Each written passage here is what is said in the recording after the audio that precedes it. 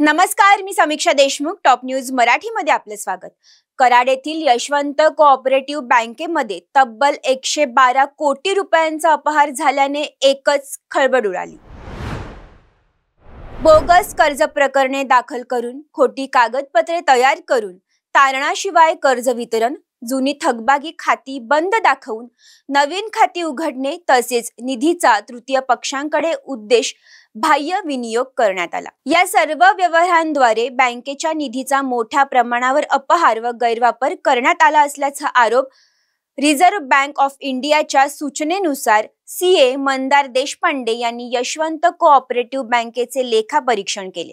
त्यावेळी बँकेमध्ये तब्बल 112 कोटी 10,57,481 रुपयांचा अपहार झाल्याचं धक्कादायक प्रकरण उघडकीस आले. त्यामुळे त्यांनी सहकार आयुक्त व निबंधक सहकारी संस्था महाराष्ट्र राज्य पुणे यांच्या आदेशानुसार 11 ऑक्टोबर 2025 रोजी पोलिसात तक्रार नोंदवली. या प्रकरणात चेअरमन शेखर सुरेश चरेगावकर यांच्यासह संचालक मंडळातील एकूण 36 सदस्य, 5 सेवक कर्मचारी, चेअरमन यांचे नातेवाईक आणि संबंधित अधिकृत केलेल्या 9 व्यक्ती अशा एकूण 50 जणांविरोधात गुन्हा दाखल करण्यात आला आहे.